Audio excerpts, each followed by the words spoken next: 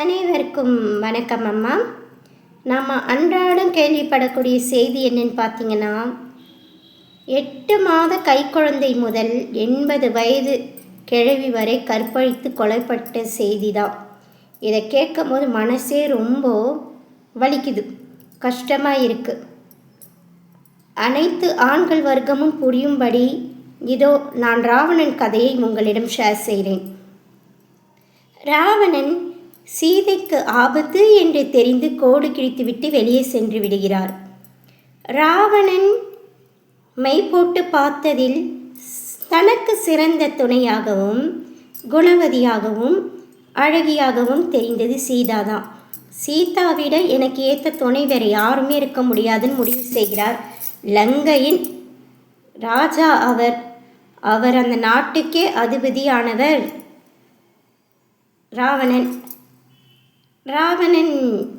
சீதாயிடம் யாசகம் கேட்பது போல் போகிறாரு.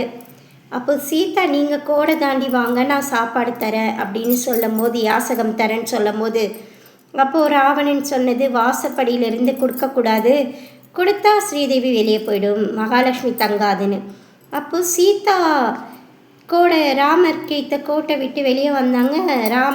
ராவணன் பார்த்திங்கன்னா கடத்திட்டு போயிட்டாங்க சீதாவை கடத்திட்டு போனாரே தவிர்த்து அவர் ஆசைப்பட்டது சீதாவின் குணத்தையும் சீதாவின் மனத்தையும் மட்டும்தான் நேசித்தார் ராவணன் தனது சகோதரி கிட்ட போயிட்டு, சீதைக்கு தேவையான அனைத்து வசதிகளும் செய்து கொடு, சீதாவின் கண்களிலிருந்து கண்ணீரே வரக்கூடாது, என் உயிருக்கும் மேலானவள் சீதா அப்படின்னு சொல்லி உத்தரவு போடுறாரு.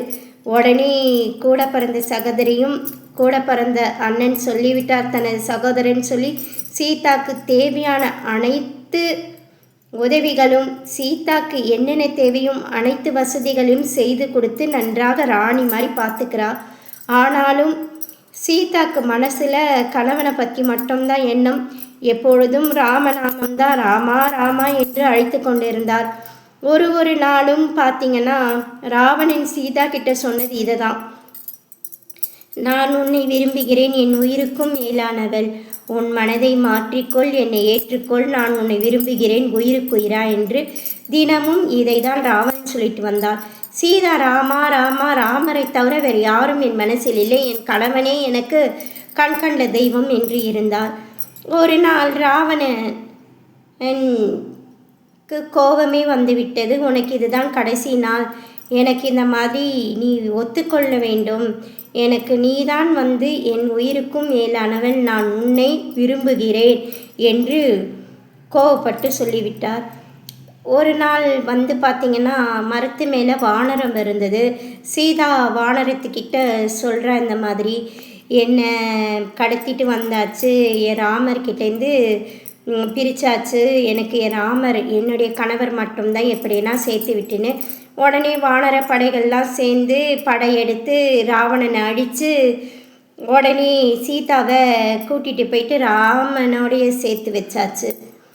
ராமர் யாரோ ஒருவர் சொல்லிவிட்டார், அயோத்தியை விட்டு லங்கையில் தங்கியிருந்த சீதா தப்பு செய்யவில்லை என்று எப்படி ஏற்றுக்கொள்வது அப்படின்னும் போது, அப்போ ராமர் தீயில குளிக்க வச்சாரு சீதாவை. பெண் அருகில் இருந்தாலும் தவறே செய்யாத ராவணன் உத்தமர்.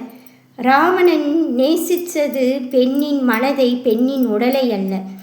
பெண்ணின் உடலை நேசித்து பெண்ணின் உடலை அணைந்துவிட்டு பெண்ணின் உயிரை எடுப்பவன் அரக்கர். ராவணன் அரக்க குலத்தில் பிறந்திருந்தாலும் ராவணன் உண்மையான உத்தமர். ஏகபத்தி விரதர் யாருன்னு கேட்டிங்கன்னா நான் ராவணனை தான் சொல்லுவேன். ஒரு பெண் அருகில் இருந்தும் பெண்ணின் உடலை தொடாமல் பெண்ணின் மனதை மட்டும் நேசித்தவர் ராவணன். அனைவரும் ராவணனை போல இருங்கள், ராமரை போல இருக்காதீர்கள். ராவணன் பெண்ணின் குணத்திற்கும் பெண்ணின் மனதிற்கும் மட்டும் மரியாதை கொடுத்து உயர்ந்து விளங்கியவர் ராவணன் பெண்ணின் உடலை மட்டும் நேசித்தவர் ராவணன். எப்படி ஏகபத்தி விரதனாக இருக்க முடியும்?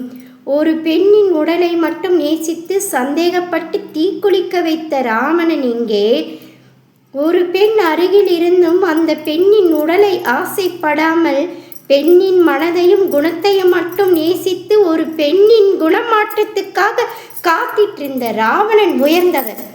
அனைவரும் அருகில் சிறு பிள்ளை இருந்தாலும் சரி, நடுவயதிர பெண் இருந்தாலும் சரி, ஒரு கிழவியே இருந்தாலும் சரி, யார் குணத்தையும் மனத்தையும் மட்டும் நேசித்து பெண்ணிற்கு மரியாதை கொடுத்து நடக்கிறாரோ அந்த ஆண்தான் பலசாலி, அந்த ஆண்தான் உண்மையான ஆணுக்குரியவர், அந்த ஆண்தான் ஆண் இனத்திற்கே மரியாதைக்குரியவர், ஆணின் தன்மைக்கு சிறந்து விளங்குவர் என்று சொல்லி இந்த பதிவை நான் முடிக்கிறேன். அனைவருக்கும் நன்றி, வணக்கம்.